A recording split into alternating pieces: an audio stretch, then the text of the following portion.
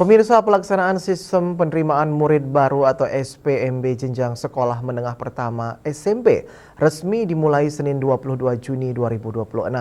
Sejumlah sekolah telah melakukan berbagai persiapan sejak sepekan sebelumnya guna memastikan proses penerimaan peserta didik baru berjalan lancar.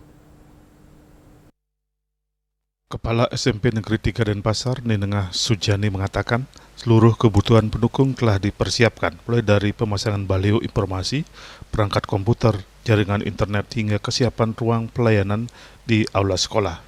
Ia menjelaskan seluruh proses dipusatkan di aula sekolah dengan dukungan jaringan Wi-Fi dan listrik yang stabil.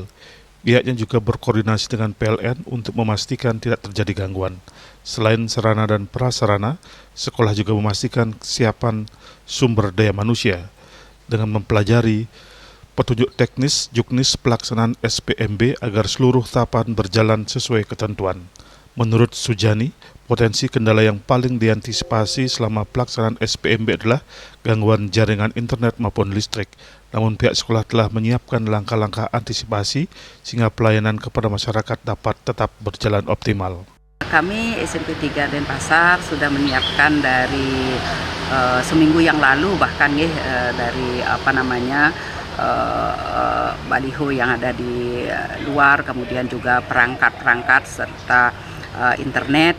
Kami sudah siapkan segalanya, tempatnya di aula, jadi fokus kami bekerja semuanya di sana. Jadi Wi-Fi dan listrik juga kami fokuskan di sana, walaupun tadi pagi ada fluktuasi PLN, tetapi hari ini sudah kembali lagi normal. Kami siapkan dari saprasnya, internet, kemudian juga SDM untuk memahami juknis daripada SPMB tersebut. Pengumuman untuk jalur prestasi, di mana jalur prestasi mulai hari ini sampai dengan tanggal 24, nanti pengumuman di tanggal 25. Kemudian lanjut nanti di tanggal 29 dan 30 itu jalur mutasi dan afirmasi.